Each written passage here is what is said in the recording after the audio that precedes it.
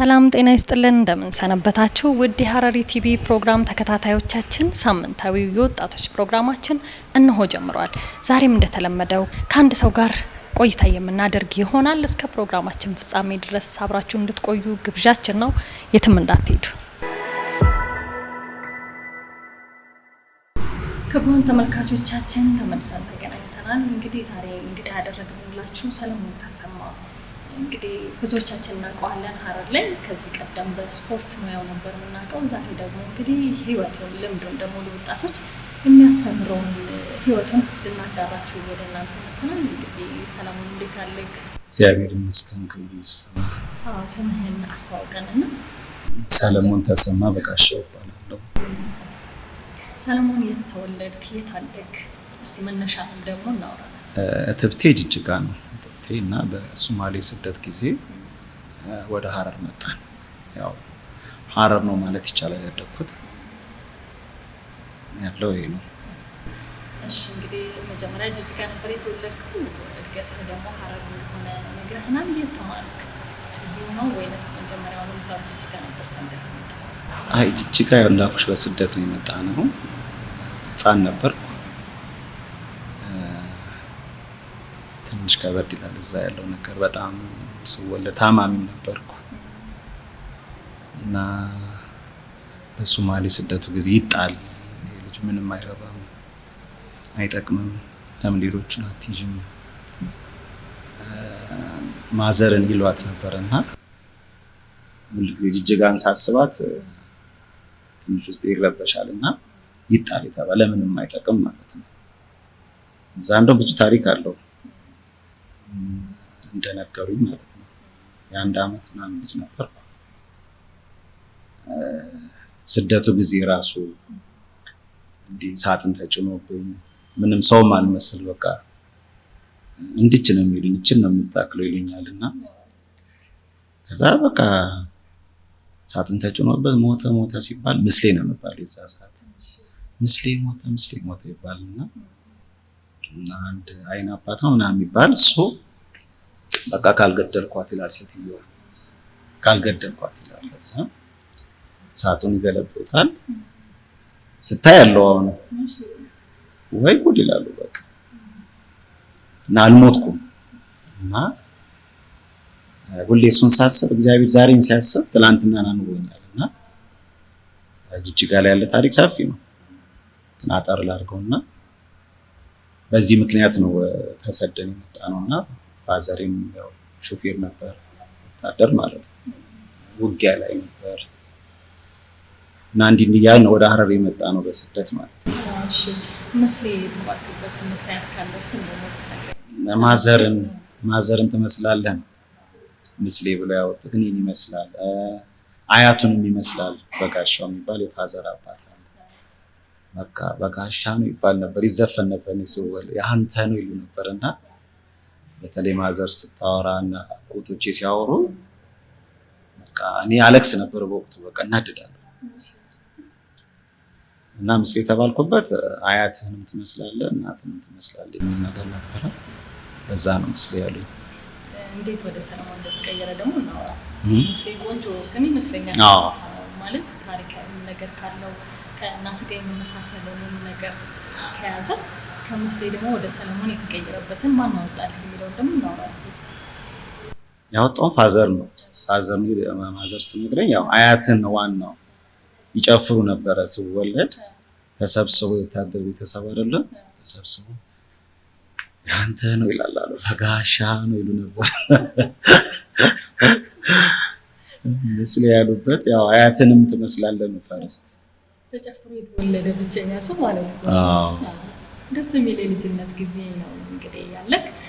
ሶል እንግዲህ ብዙዎቻችን የምናውቅህ ከስፖርቱም ደግሞ ባሻገር ሶል ካፌ ብዙዎች ህይወታቸውን የለወጡበት ማለት ይችላሉ። ምናልባት ፋይናንሻል ጉዳይ ላይ ሆን ይችላል። ሰዎች የሆነ ቦታ ተቀጥረው ሲሰሩ ይዘውት የሚመጡት ልምድ አለ ብዬ አስባለሁ እና ብዙ ወጣቶች አንተ ጋር እንደሰሩ ካፌ ላይ ደግሞ ብዙ ትዝታ ያላቸው ሰዎች ይኖራሉ እና መች ነበር ያ ካፌ የተጀመረው? እሱን ነው ራስ መነሻዋ ሰለሞን ዳቦ ነበር የሚባለው።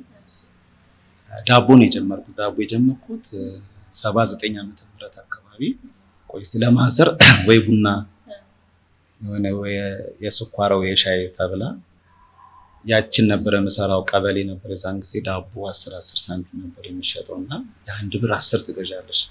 ከዛ የምትሸጫት 2 ስሙኒ ነው የሚባለው። እሷን እየሸጥን ስሙኒዋን ሳተርፍ ቤት ወደ ቤት 79 ላይ ማለት ነው። ፋዘር ደግሞ ሹፌር ዶዘር ነበር ወደ ገላዲን ቀብሪ ዳር ነበርና ትንሽ ደሞዝ 2 ቦታ ሲሆን ከባድ ነው። በወቅቱ ማለት ለኛ ከባድ ነበርና በዛ ነው እስቲ እቺ ነገር ትጨመራለች ብዬ 4ኛ ክፍል ሆኜ 79 4ኛ ክፍል ነበርኩ። ከዛ እንዲያልኩ ነው። ከዛ 5ኛ ክፍል ላይ ስገባ ደግሞ ፋዘር ታመመ። ሪፈር ተባለ ወደ አዲስ አበባ። ከዛ ዳቦ ከ08 የሚባል እና አልማዝ የሚባሉ ከወይኒ ቤት አመጣለሁ። እንደዛ ያልኩ ጀመርኩ ማለት ነው። ከዛ ልክ ዳቦ እያደረስኩ ማረሳው የግምጃ የምትባል ሴትዮ ነበርና እነሱ ቤት ሳደርስ ውሻ አለ ታውቂያለሽ? አረሳውም ማለት ነው። ዳቦ በማዳበሪያ ይዤ ነበርና አደርሳለሁ በየቤቱ ማለት ነው። እዛ ውሻው እንዳልነበረ ነው ያደረኩት ማለት ነው። እንዳልነበረ ማለት ነው። ተደባደብን። ያው ልጅ ነኝ። በቃ አሁን እዚህ ጋር ብዙም ጊዜ ሰዎች ሲመጡ ምን ሲሉ አሁን ላይ እኔ እኮ ሰሜን ተመትቼ ነው እላቸዋለሁ። ውሻው በጣም የነከሰኝ በቃ የፈንጂ ፍንጣሪ ነው ብለው ሲታይ ግሬ እንደዛ ነውና 2 ወር ነው የተኛሁት። ልክ ውሻ የነከሰኝ ቀን መጋቢት 21 ነው ብለት ነከሰኝ። ፋዘር መጋቢት 21 ቀን አዲስ አበባ ላይ ሞተ። እዛ ሰፈር ውስጥ ያወራሉ። በቃ ወሰደው ጠራው ምናምን የሚባል ነገር ሰማለሁ፣ ግን አይገባኝም ነበር ወቅቱ። እዛ ምርቴን ወደ 21 መርፌ እንዲተወቀው ከመቻኝ ወደ 40 ምናምን 2 ወር ማለት ነው የተኛሁት። ይሄ ሆኖ ዳቦ ስሸጥ ማለት ነው። እና ማረሳው ነገር መነሻዬ ዳቦ ነው።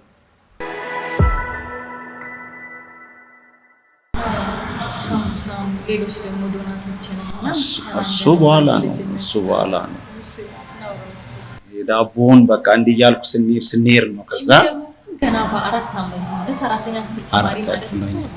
12 ዓመት እድሜ ምናምን በዚህ ያህል እድሜ ላይ ሆኖ አሁን ላይ ለቤተሰብ መስዋዕትነት የሚከፍል አለ ብዬ አላስብም። ማለት እንዴት እንዳሰብከው ራሱ በሚያስገርም መልኩ ማለት ያን ጊዜ እንግዲህ የምትሮጥበት የምትጫወትበት ጊዜ ነውና ቤተሰብ ስለመደገፍ ሌላ ኃላፊነት ወስዶ ደግሞ ስራ ለመስራት እድሜህም ማለት ነው። ያ ጥንካሬ እንግዲህ የሚያስገርም ለአሁን ላሉ ወጣቶች ደግሞ የሚያስተምር እናንተ ተበረታታ ወደዚህ ልትባል የሚገባ በመጫወቻ እንግዲህ እኔ በስራ ዓለም ውስጥ ነው ያሳለፍኩት። በቃ ፋዘር ሞተ። ከዛ በኋላ ጡረታው እስኪመጣ ምናምን ተብሎ የሚበላ የለም ከየት ይምጣ። ከዛ ብራዘር ታላቅ ያለ አንድ ቀን ማዘርን ሲሸኛት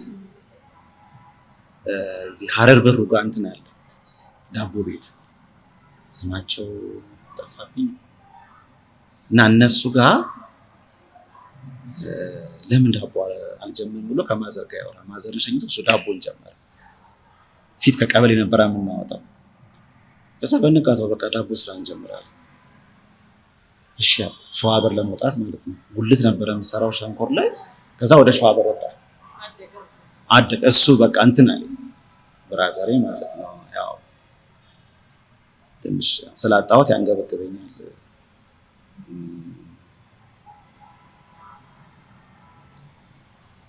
92 በነበረው ጦርነት አጣ። ብዙ ጥሬ ነበር እንዳይሄድ ያንተን እጅ እያየሁ አልኖርም ሲለኝ እንትን አልኩኝ። በቃ ትልቁ ነገር እሱም ነው ለኔ መነሻ። ወደ ሸዋበር ወጣሁ እያለን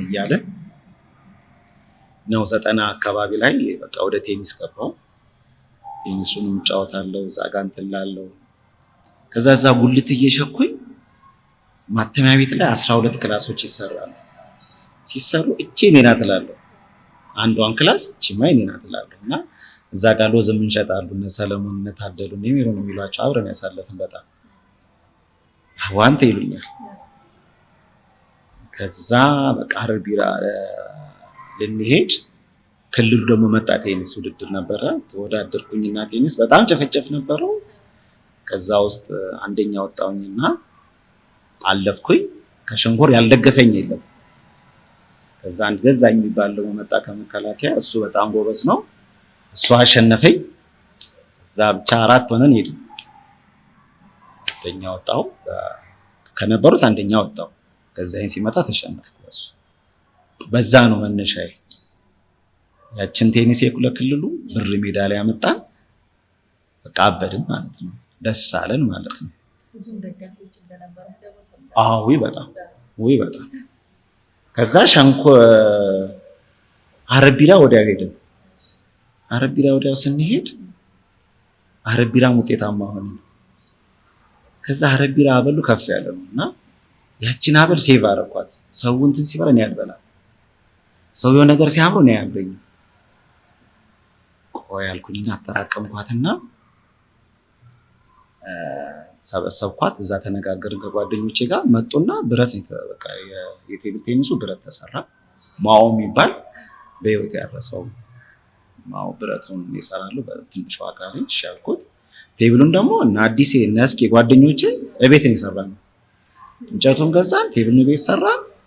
እዛ ጋር ሸንኮር ላይ ከፈትኩኝ ቴብል ቴኒስ መነሻዬ ማለት ነው። እና ያቺ ማቲያ ቤት ደግሞ እንትን አለው ከፍለች ነው ቤቷን እንትን የምትይ ኬት ልታቀ ቴኒሷን እየሰራው እዛው ቁብ ገባን። ቁብ ስገባ ቤቱን የሚገዛ ነው ቁብ።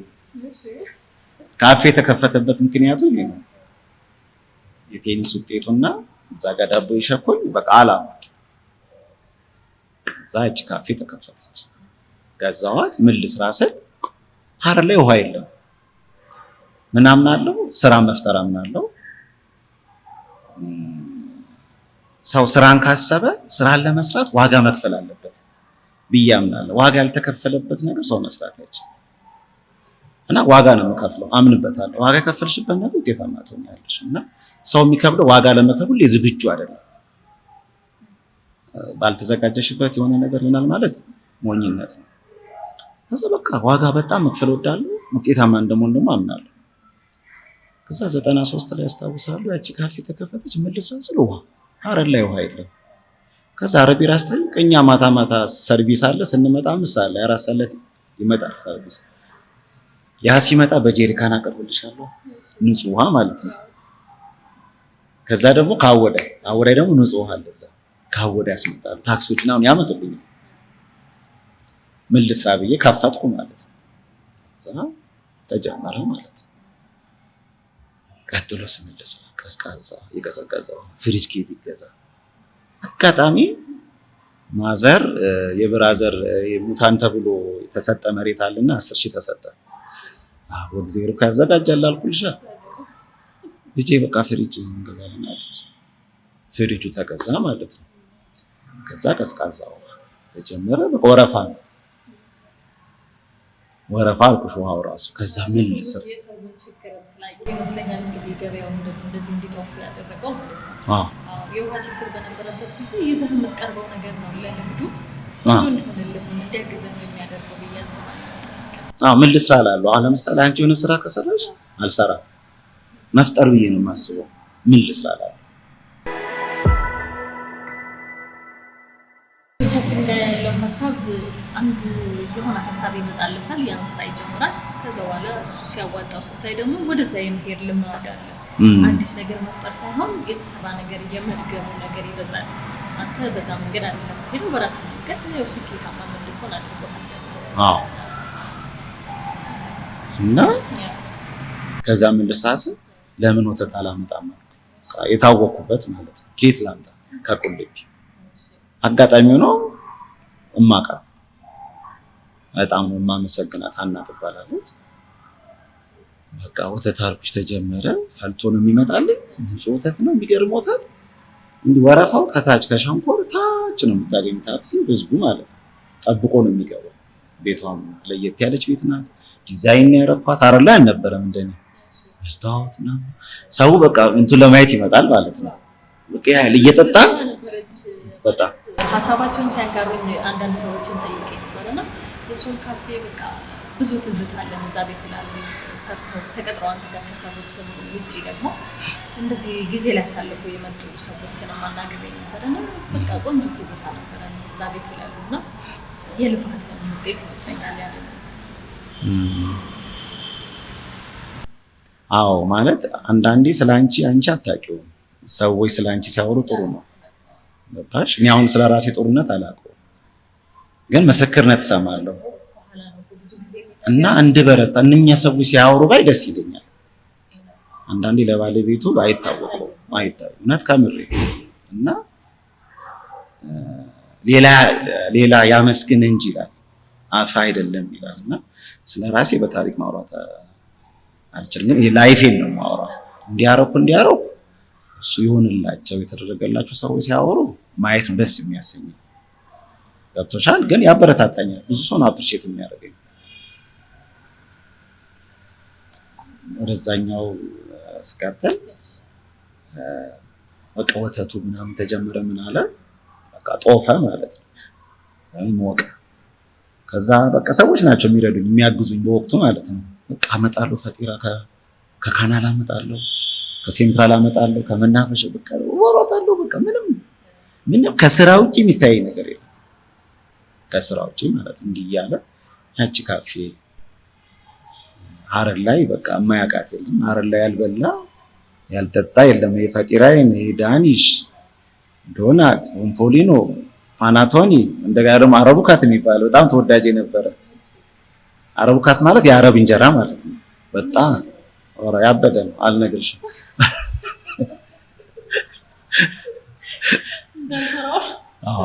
ዲግሪ ነው። በተለይ መምህራኖች እንደዚህ ከጀጉ በጣም አይመጣ የለም። በጣም ነው የሚወዱት። በቃ እንዴት ወደ ገበያ መጣት ካልሽኝ ጋስትሪክ ያስቸግረኝ ነበር ጨንጓራ። ቆይ እስቲ የሆነ ብላ ልጅቷ ኪሚያ የምትባል ሰራችልኝ። እስቲ ይሄን ብላለች። ስበላው ይተማል ቁጭ የለም። አቺ ነገርማ ወደ ገበያ ላውጣት። እኔን ጤነኛ ካደረገ ወደ ገበያ ላውጣው። ስለ ቤተሰብ ሁኔታ ደግሞ እናውራ። ስለ ባለቤትህ፣ ስለ ልጆች ደግሞ ያለው ነገር ማለት ባለቤቴ 95 ላይ ነው እንትን ያልኩት 93 ጀመረ እንጂ 95 ላይ ውሳኔ ወሰነ። 2000 ላይ ተጋባን። የተዋወቃችሁበትን አጋጣሚ ደግሞ ብትነግረኝ። አጋጣሚ ሆኖ እነሱ ለተከራይተው እኛ ሰፈር ይመጣሉ። እዛው ሰፈር ነው የተዋወቅነው እንጂ እንደዚህ አሁን ተጋብተን እንደዚህ ምናምን ሀሳቡ አልነበረንም። እና የኔ መልካምነት ሰፈሩ ይታወቃልና ስትቀራረቢ ነው እኮ ፍቅር የሚመጣው አይደል? ነው በቃ እኔ አሁን እየገባኝ ያ ነው። እና ተቀራረብን። አጋጣሚ ሆኖ የሆነ ሰዓት ነው በቃ እንትን አለ። ብዙ ፈተና አለው እሱ ብዙም እንዲህ ፈተና አለው። ቻሌንጆች ነበሩ ከበድ ያሉ፣ ግን እነዛን ቻሌንጆች አልፈን እሷም ተማረች፣ ዲፕሎማ ስትመረቅ 2000 ላይ ተጋባን። ሳሳጥረው ማለት ነው 2000 ላይ ተጋባን እንጂ ያሳለፍናቸው በመካከል ትንሽ ቻሌንጆች ነበሩት። ለመጋባት እንኳን እንትን ለማለት በጣም ከባድ ነበር። ግን ያ ጊዜ ያለፈና ያው ትዳር መስራችም ተቋም የእግዚአብሔር አይደል? ስለዚህ እሱ የመሰረተውን ተቋም ደግሞ አንቺም እንኳን መለየት አትችይምና ትልቁ ነገር እግዚአብሔር መፍራታችን ነው። በቃ እኔ ከስራ ውጪ አላውቅም። የመጀመሪያ ያገባሁት እንትን ያልኩት እሷ ነች። አዎ ተጋባን 2000 ላይ። እዛ ወዲያው ተጸነሰ። የመጀመሪያ ልጅ ወለድኩ። ሄደን ሰለሞን ተባለች። ሄደን ማለት የእግዚአብሔር ደስታ ማለት ነው። እሱ ደስ ከተሰኘ ተወለደች። ከዛ ለውጥ ለማምጣት ተብሎ በመካከል ትንሽ እኔ ያው ለሌሎች መኖር የሚለውን ነገር ወደዋለሁና እግዚአብሔር አንቺን ሲያኖር ለአንቺ ሳይሆን አንቺ የምትኖሪው ለሌላው ሰው ነው። ምንም ብትለፊ ምንም ብትሰሪ ሌላው ማኖር ካልቻልሽ እኔ እንጃ ሰው የቱ ጋር እንደሚደሰት አላውቅም። እኔ ደግሞ ይሄ ከልጅነት ጀምሮ ነው ያው ያላወራችሁ ማለት ነገሮች አሉና ደስ የሚለኝ ለአንቺ መኖር ስችል ነው። አንቺ ከሆነ ነገር ወጥተሽ ሳይ ደስ ይለኛልና ትዳር ውስጥ ደግሞ ያንቺ ሐሳብ አለ የሷ ሐሳብ አለ ይፈጠራሉ። በዚህ መካከል ነው መለወጥ ፈልጋለሁ አለች። ሄደች አዳማ ፕሪፕ ነበረ ከፍቼ ነበር እዛ ሳውዲ አዳማ ሄደች። ያው እግዚአብሔር ያለው ይሆናል ነው ብዙን ጊዜ ነው እሷ የምንለው ነገሩ አልሆነም። እዛ ሄዳ ከኔ ብሳ ቁጭ አለች። ምን ሆነች? ረጂ ይሄ እንዴት ሆነ? እሷ ሁሉ ነገር የምታደርገውና ከኔ ብሳ ቁጭ አለች። አንዳንድ እግዚአብሔር እንደዚህ ያስተምርሻልና በዛ ነበር የሄደችው። ቦታው ደግሞ ዩኒቨርሲቲ አካባቢ ስለሆነ የጨብሲ ጫት ምናምን ካርሸሽ ፍሬያማ አትሆኝም። ይሄን ደግሞ ብታርጅን አናረገው ያልመጣ ፋብሪካ የለም ኖ። ከዛ የአረብ ተማሪ ውጤት ያመጣ አዳማ የተመደበ ማረፊያ በቃ እሷ ጋር ማንም ምንም በቃ ቤተሰቡ ሀሳብ የለባቸውም። የአረብ ሰዎች ቢናገሩ ደስ ይለኛል። በቃ አንቺዋለች ይባላል እና በቃ ሰራት እግዚአብሔር እሷ እዛ ከኔ ብሳ ቁጭ አለች ማለት ነው። ከስራ መጣች። ግን ስትመጣ እኔ ምንድን ያደረኩት ለምን እንደሆነ ብያለሁ አልልም። ልኩ ይሄ ነው ይሄን ነው ማምነው ብዬ ሆቴል ከፈትኩ፣ ካፌና ሬስቶራንት ከፈትኩኝ። በቃ አልሆነም። የምታምኚው ሰው ሲቀየርብሽ የምታምኚው ሰው ሲለወጥብሽ አይሆንም። እና ምን አይነት ትምህርት ተማርኩበት? ሆቴል ካፌ ምናምን ነገሮች ስትሰሪ ማንኛውም ስራ ስትሰሪ ያንቺ የሆነ ሰው ካልሰራ ከባድ ማኔጅ ማድረግ አለብሽ። ያንቺ የሆነ ሰው መስራት አለበት። ፍሬያማ ውጤታማ ለውጥ የምታመጪው በእንደዚህ ነው። ግን በወቅቱ ውጤታማ አልነበርንም። ለምን ልጆች ተወለዱ። ልክ እንደተወለዱ እሷ ያልታወቀ ግን ደመርቃት ተባለ። በፊት አናውቀውም ነበር። አንድ ወር ነው ሽባ የሆነችው። ልጄም ከ8 ወር በኋላ ሳናቅ ታመመች። ከባድ ነው። ከዛ በኋላ እያሳለፍን ያለ ነው እንግዲህ ወደ 10 ዓመት ያለው ላይፍ ከባድ ነው። ግን በእግዚአብሔር ልባችን እያበረታን እግዚአብሔር ረድቶን አቆመን እንጂ ሰው ያንን ማለፍ አይችልም።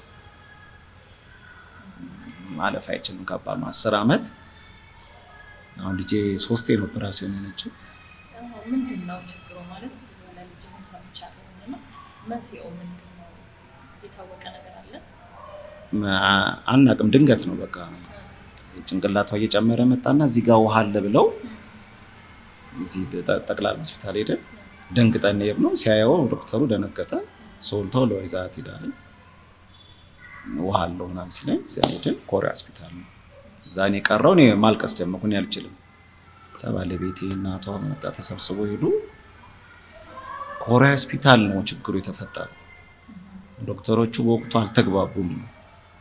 ትሰራ የሚለው ማለት ነውና ግማሹ ይሰራ ይላል፣ ግማሹ አይሰራ ይላል። በዚህ መሀል ትሰራ የሚለው ተሰራች። ስትሰራ ቱቦ ነው የገባው። ከባድ ነው። ከተሰራች በኋላ ኖርማል የነበረው ጭንቅላቷ በአንድ ነው የጨመረው መሰራት አልነበረበትም ማለት ነው የሚለውን እንደውም ከሳይንስ ምናምን ነገር ተብያለሁ። ግን ነው በቃ እግዚአብሔር ልክ አይደል? እግዚአብሔር አዋቂ አይደለ? ከዛ በቃ የጭንቅላቷ ጨመረ። ትልቅ ነው በጣም ወደ 63 ሳንቲም ሆነ። መጡ። አሁንም እንደገና አመረቀዘ ተብሎ እንደገና ጅጅጋም ሄደናል ሆስፒታል። ትንሽ አቅም ከብዶ ነበር። ያው ያላወራኋቸው አኩሽ ብዙ እንደዚህ ሚነኩ ነገር ተቸግረን እስማ ያ ጊዜ የሚያልፍ አይመስልም። ያው እኔ ማለት ብርቱ ነኝ ብዬ አምናለሁ። ይሄ ልቤን አበረታለሁ። በቃ ትልቁ አቅሜ ያ ነው። እጅ አልሰጥም እና ጅጅጋ ሄደን እዛም ታከመች። ከጊዜ በኋላ እንደገና አመረቀዘ ተባለ። ተስፋ ያስቆርጣል። ግን በእግዚአብሔር ተስፋ አንቆርጥ። ይሄ የሚያልፋል እንላለን እና ይረዳናል እንላለን። አይዞሽ አይዞን እንባባላለን፣ እንጸልያለን። ለሶስተኛ ጊዜ ደግሞ ሄድን እንደገና። ሶስተኛም ተሰራች አለች። ተስፋ ተቆርጦባት ነበር ህይወት። አሁን በይሄ ኬዝ ሃይድሮሴፋሊስ ነው የሚባለው። ብዙዎች እያለፉ ነው እየሞቱ ማለት ነው እና ምናየው ማለት ነው። ግን ይዋለች እንደውም ከባዱ የባለቤቴ ነው። እሷ ደም መርጋት ከባድ ነው። ያው አንዴ ደግሞ ወደ ህንድ ነው ሄደው ህንድ ቼክ ተደረገ ሪፈር ተብሎ ያልታወቀ የሚል መልስ ነው የሰጡት። ግን ሁሌ አሁን ቼክ አፕ አለ። 2 ሆስፒታል ነው የምትታከመው። አሁን በየ2 ወሩ ትሄዳለች። አዲስ አበባ 2 ዓመት ነበሩ፣ ሁለቱም እየታከሙ እዛ ቤት ተከራይቼ ምን ብዬ እግዚአብሔር ያዘጋጀልህ በስመ አብ ሰው ነው የሚያስነሳልሽ። ምንድነው ሰው ተስፋ መቁረጥ የለበትም። በምንም ነገር ውስጥ ብትሆኚ ያልፋል። የማያልፍ ነገር የለም። ገብቶሻል? ሞትም ያልፋል፣ እንኳን መኖር ሞትም ያልፋል። እና እኛ ጋር ያለ ጥንካሬ ምንድነው? በቃ እሱ ልክ ነው ብለን እናምናለን። በቃ እግዚአብሔር አዋቂ ነው፣ እግዚአብሔር ልክ ስለሆነ በእኛ በሆነብን ያልፋል፣ ይረዳናል፣ ያግዘናል እንላለን። በቃ እንዲህ ነው እንጂ አትችዩ። እንዲህ አሁን በስጋ ስታይ እኔ 2 ነው ሞቼ የተነሳሁት። እኔ አሁን ራሴን ሳወራሽ 2 በስኳሩና አላቆም። አንዴ ስቴዲየም ነው ወድቄ ይሄ ሁሉ ተቆልፎ ራሴን አላቆም ነበር ነው። አሁን ከጊዜ በኋላ ይመስለኛል አይደል? 7 ዓመት አሁን 7 ዓመት ያው በእነሱ ምክንያት ነው። ሰው ነሽና ነገሩ የተደራረቡ በቃ የልጄ መታ ነው፣ የባለቤቴ መታ ነው፣ የካፌ መዘረፍሽ በቃ የምታስተምሪያቸው የምታሳድጋቸው ሰዎች ሁሉ የሚዘርፉሽ ናቸው። ቅድም ያነሳሁልሽ እኮ ለዛ ነው። ያንቺ የሆነ ሰው ካልሆነ በስተቀር እንደዚህ አይነት ስራ ብዙ ሰው ውጤታማ አይሆን። ውጤታማ የሚሆነው ራሱ መስራት፣ የራሱ ሰው ማስቀመጥ ዋናው ቦታ ላይ ማለት ነው። እና ሰፊ ነው ያው ማሳጠር ስላለብኝ ነው ማውራውና የሚስቴ ከበድ ይላል። አሁን ሜዳን የመጣችው በየ2 ወሩ ቼክ አፕ አላት። መድኃኒት ትወስዳለች። መድኃኒቱ በጣም ሳይድ ኢፌክት አለው። ያንን ለማስጣል አዲስ አበባ ያሉት ዋና የሚባሉት እንትን እየተመራመሩበት ነው፣ ቼክ እያደረጉት ነው። እዚህ ጋር ረግቧል ነው የሚሉት፣ መረቡ ረግቧል ነው የሚሉት። እንደ ሸረሪት ድር አይነት ነገር ነው እና እንዴት የሚለውን ነገር መነሻውን ማወቅ አልተቻለም። ህንድም ሄዶ ካልታወቀ እነሱም እንዴት የሚል ነገር በጣም ነው እንትን ብለዋታል። እና በየ2 ወሩ ቼክ አፕ አላት፣ ትሄዳለች። 15 ቀን ቆይታ ትመጣለች፣ በህክምናው ማለት ነው።